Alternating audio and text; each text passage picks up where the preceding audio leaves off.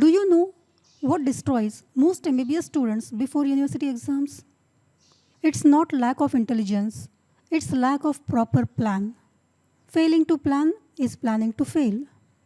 Most students enter the last 2 months with panic, huge backlogs, random studying, and absolutely no clarity about what to study each day. And because of that, they either burn out or waste their valuable time. But in today's video, I'm going to solve that problem for you. Hi, this is Pratima and welcome to Planet Physiology, where concepts become crystal clear. And my sincere thanks to Dr. Milind Vibhutkar, Vice Principal, Professor and HOD of Physiology, for his valuable suggestions and for permitting the use of cartoons from our upcoming book.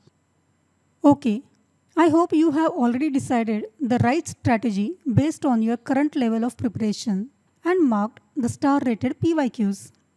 Today I shall give you a realistic and practical 60-day planner for physiology preparation. This plan is especially designed for the first MBBS students, keeping in mind you still have regular classes, your model exam is approaching, and your study leave of about 3 weeks has to be shared between anatomy, physiology, and biochemistry. So this is not one of those unrealistic study 14 hours each day plans. And remember, these are just the guidelines. Modify them according to your routine and priorities. But one thing is very clear. Work hard with a smart strategy without wasting a single minute, and you can score extremely well. So first, let's understand the last 60 days. Currently, most of you have around 60 days before the university examination. So let's divide them into 3 phases. Phase 1 is regular college days, usually about 15 to 20 days, where you will attend regular classes, your record logbook certifications continue, and your energy levels are usually low. So during this phase, your main goal should be building concepts, clearing doubts, and identifying star-rated topics if you have not yet done. Refer to my previous video for this purpose. The link is in the description. Phase 2 is the model exam period. Many students take model exams very lightly. But honestly, this is one of the most important phases. It tells you how much you actually remember, which systems are weak, whether your writing speed is adequate, and how you perform under pressure. So treat model exams as rehearsal for your university exam. And the phase 3, the study leave time. That is the preparatory leave, usually around 22 to 25 days.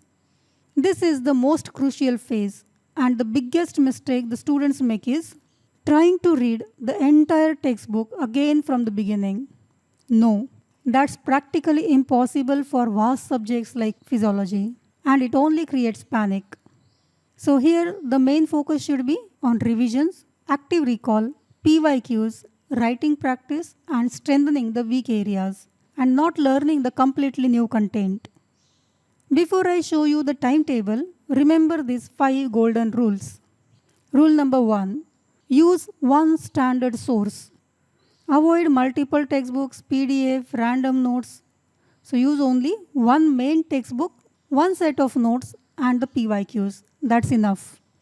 Rule number 2, active learning only. Reading alone is not preparation. Every study session should include recall, diagrams or flowchart practice, writing answer outline. Active learning is what converts your reading into marks. Rule number 3, PYQs are your roadmap. Don't study blindly. Study with the help of PYQs. They tell you important systems, frequently repeated topics, and expected answer patterns. So always use them as your guiding lights. Rule number 4, revision is non-negotiable. If you don't revise, you will forget. Out of sight is out of mind, simple. And that's why this planner is built around repeated revision cycles. And the last, rule number 5, consistency beats intensity. One 12-hour study day will not save you, but 60 days of consistent efforts can completely change your score.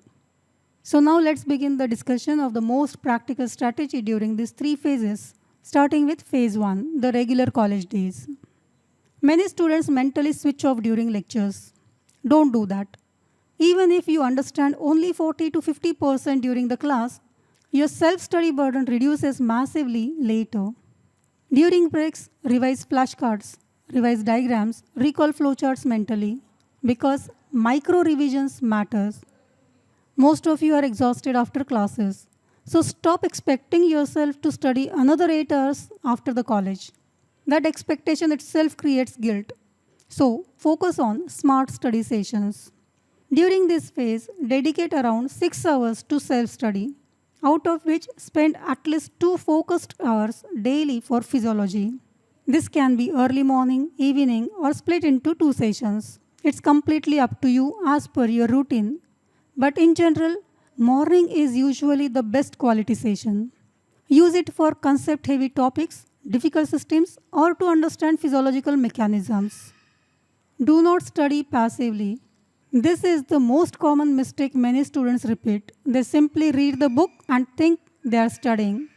No. Use active recall method as discussed earlier. Since it is very important, here is a quick summary of the steps.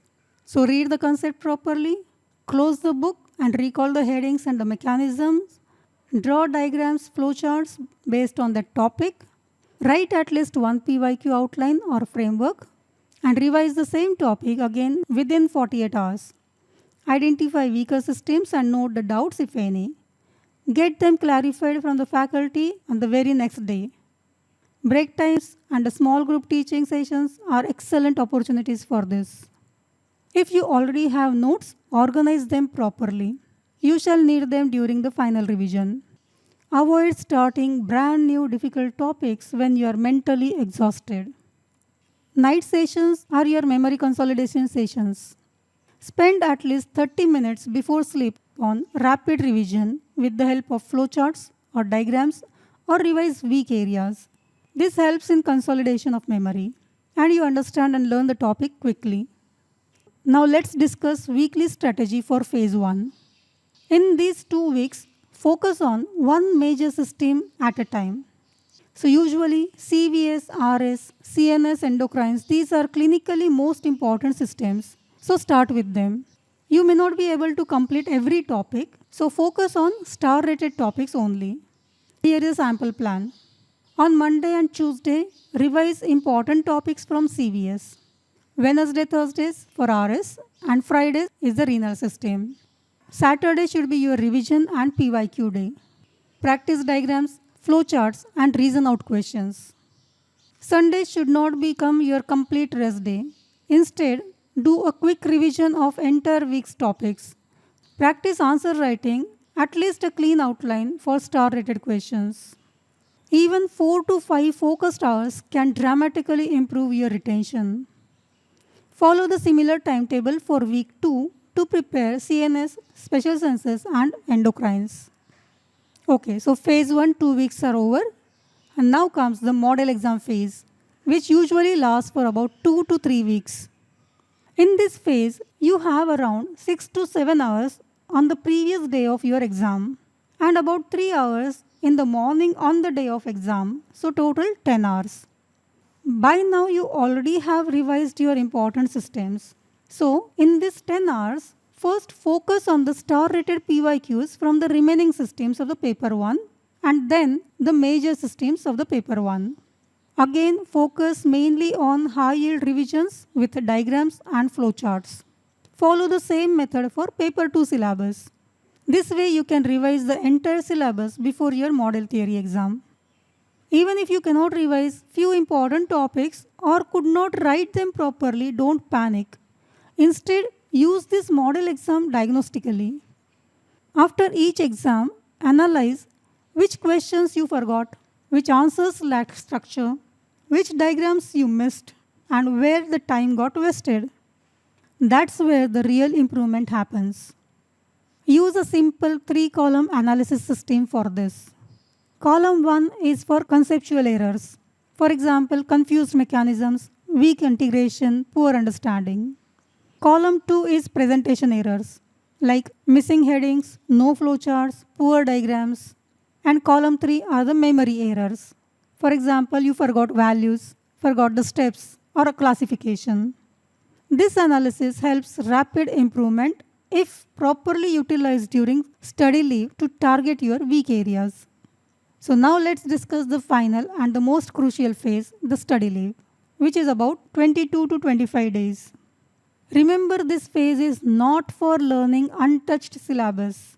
Another common, the very big mistake the students do, they start reading the book again from page 1. Never do that. This phase is mainly for revision, recall, writing practice, and confidence building. Most of the students waste time during the study leave because they think, I still have plenty of time, but understand the reality. You have 3 vast subjects to revise. So divide your time realistically. Yes, you should revise all the 3 subjects daily. Let's assume that you spend around 9 hours in sleep, meals, and other essential activities. So from remaining about 15 hours, dedicate at least 5 hours to physiology. Not continuously. Divide it into 3 sessions: morning, afternoon, and evening. Morning session, when the brain is fresh and most alert, revise difficult and concept-heavy topics.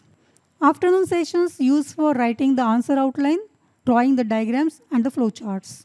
This also helps to overcome postprandial drowsiness.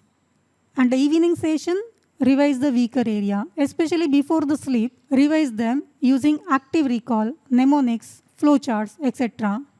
And one more important thing, never compromise on sleep. A good sleep of around 6 to 7 hours is essential to physically and mentally refresh yourself. A well-rested brain learns faster, recalls better, and performs more efficiently during exams. In this phase, also prioritize high-yield systems. Generally, CVS, RS, CNS, endocrines have more weightage in the exam, so start with them. Based on your current level of preparation, decide whether you should focus only on the 3-star PYQs or all the PYQs. Here are certain 3-star topics from the important systems. You can pause and go through them. These topics are highly scoring topics when revised repeatedly, so complete them first. Okay, now let's understand the plan with example. Again, I am saying this is only guideline, not a rigid rule. You can start with important systems or easy systems or combination of both. So this is just a sample. Divide your time into 4 days block. Day 1, say you revise blood. Day 2, nerve muscle physiology. Day 3 is CVS. And day 4 should be the revision of all these 3 systems. Remember, this is your second revision. So definitely you can complete the star-rated topics of one system in a day. On 5th day, revise general physiology. 6th day, respiratory system. 7th day, renal system. Day 8 is for revision of all these 3 systems. And in the same manner, revise the remaining systems in the next week. So note here, I have given CNS 2 days because it is a vast system, and then the special senses. Integrated topics should be studied along with the related system. For example, temperature regulation you can revise along with the hypothalamus, or physiology of growth and aging along with endocrines. During the lunch time or the dinner time, go through the important ATCOM questions. So don't forget them. It will be just a short note, but that can make a big difference in the final score. Okay, after these 2 weeks, you are left with around 7 days. This is your time for the third quick revision. So revise high-yield concepts, answer outlines, diagrams, and flowcharts. Avoid new books, no random PDF. Do not start completely new topic now. And most importantly, avoid panic discussions. Stay calm. Now let's see how you can plan this week before exam. On day 1, revise half of the paper 1 syllabus. On day 2, remaining half of paper 1. On day 3, half of paper 2 syllabus, and on day 4, remaining half of paper 2 syllabus. In most universities, final exams begin with anatomy paper 1 followed by paper 2.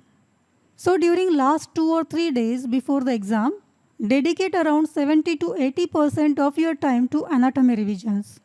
But still revise few important physiology diagrams and the concepts. For example, While revising neuroanatomy, quickly revise functions of cerebellum, basal ganglia, or important tracts.